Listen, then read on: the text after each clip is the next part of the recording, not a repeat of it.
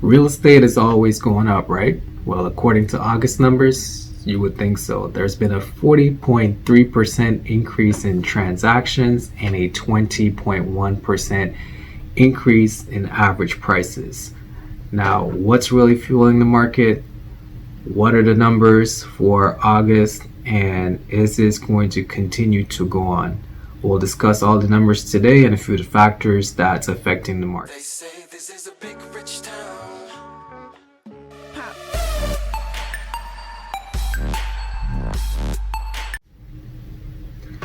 Hey everyone, welcome back to the Rich Experience Real Estate Network. Today we're going to go over the numbers for August. So this will be the first market update that I'm doing for the YouTube channel. And the format that we're going to use, we're going to do Toronto by itself, and then we are going to do the rest of the GTA, and I'm also going to break it down by the segments. So we're going to do detached, we're going to do semi-detached, we're going to do townhomes, and we'll do condos as well by itself, so that way you have a good understanding of what each segment looks like and how the markets are moving and the different house types are moving. Also, before I get into it, what I want to mention is that normally what you see as a regular consumer on the news, you see the average price. So the average price is just a basic calculation. What it takes into consideration is everything that's sold, as of all the prices, and then it just divides it by the amount of properties that's sold. So that gives you the average price. There's also another format, it's called the home price index. So that's what the realtors use to get a good idea and understanding what's really going on. So it's a different type of calculation. It's a few more things built into the algorithm themselves, where it takes in square footage, it takes in lot sizes, it takes in different types of homes, bedrooms, so it doesn't bunch everything all together. It kind of looks at everything and then it gives you a good, more refined calculation as far as the average goes. So if you really look at it, there's a bit of a divergence between the average price and the MLS home price index. But let's go ahead and get into the numbers so that way you guys have a good understanding of what happened in August. And then towards the end, we'll just go over a couple of things that could have potentially had an impact on the market itself.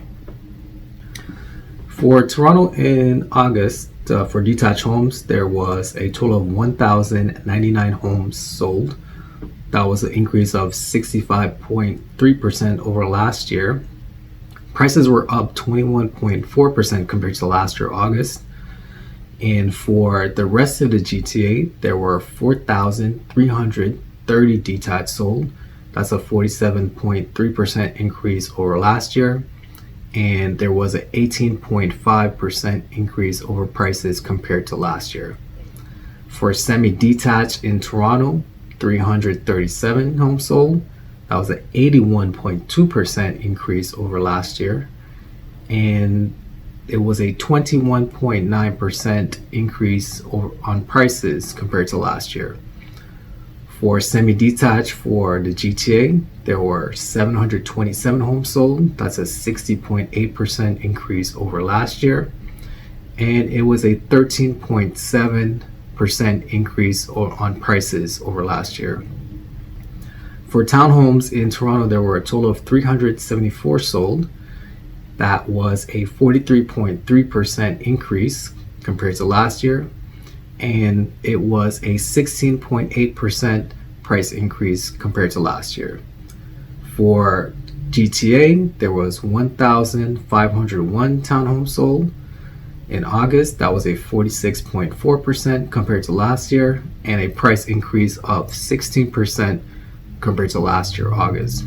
Now, for condos in Toronto, there was a total of 1,536 transactions. That's a 9.2% increase over last year, with a price increase of 8.7%.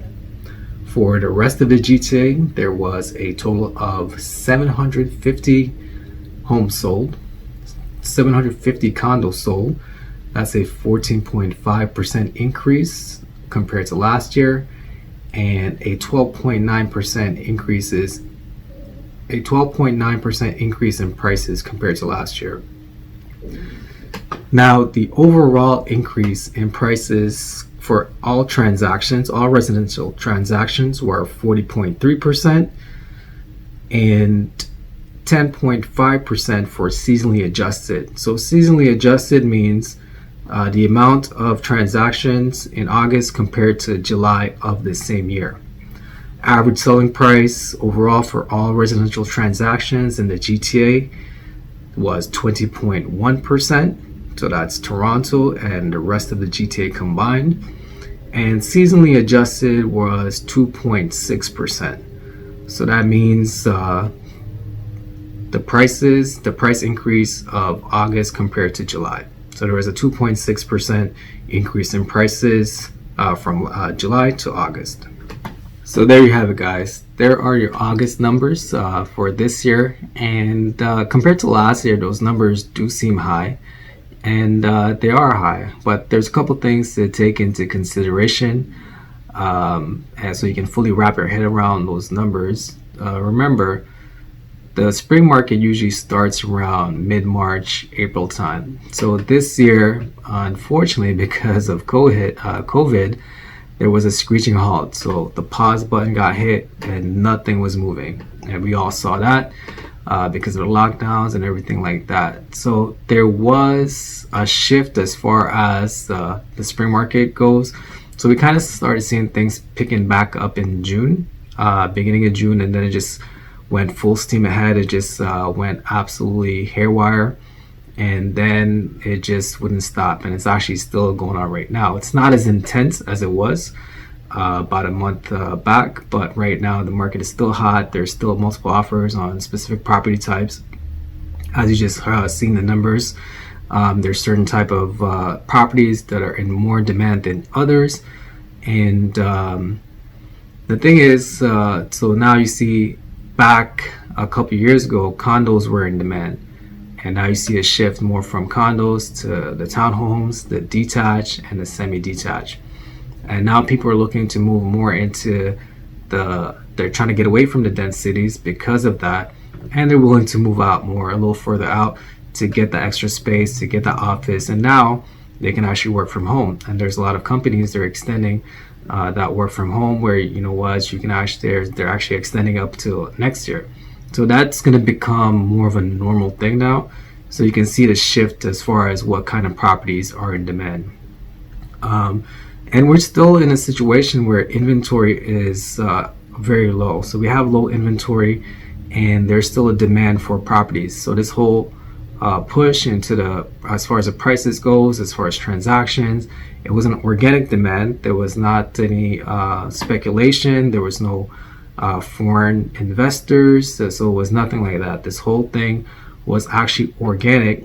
Another thing to consider is when the whole pandemic hit, the feds needed to boost the economy, so they shot the bazookas when it came to dropping interest rates and just subsidizing everyone, and to get the economy just to stay afloat. So these are the things. And also, the high-paying jobs were not affected by the pandemic. If you really look at it, it was the service industry, so the lower-paying jobs like the gig economy. Those are the things that were affected by the pandemic itself. So there were people who still had money, whether they were looking to sell their previous home which they've already built equity, and getting into their next home. Or you have a couple of my clients, there were younger couples who were working in the tech industry or the financial industry, and they actually had money saved up, and they were looking to get into a property. So there was a different kind. This thing kind of really affected people differently. But like I said, there's a bit of a shift going on right now. So you're not seeing the demand a couple years ago. It was for condos, and that's where it was because of affordability. But you can see in the price increases, and you can see in the transactions that, things are now shifting. Consumers are now looking to get into a townhouse, a semi-detached, or a detached, and they're willing to pay a little more. They're willing to go out further as well, just so they could have office space to work from, and not only that, to have a peace of mind as well. And so I feel like this activity is going to go on for a little bit more. I'm not sure how long it's going to go on for, but when you're looking to get into your property or you're looking to sell within the next 3 to 6 months, just look at everything cautiously, kind of see where everything is going, because there will be a point in time where there's going to be a bit of a softening. I don't know to what extent. Everybody keeps saying, I don't have a crystal ball, and we don't have a crystal ball. Like, it's very hard to predict this thing right now. It's a moving situation. But figure out your short-term goals, your mid-term goals, and your long-term goals before you make your next move, and get the right advice based on your situation and what you're looking to do. Because this thing is constantly moving. It's real estate prices won't go up forever. So just kind of move with caution, get the right information, and get someone on your side who's going to guide you properly. So if you guys feel like this information was good today, definitely share it. Please subscribe, hit the notification bell. And I appreciate every single one of you guys. Take care for now.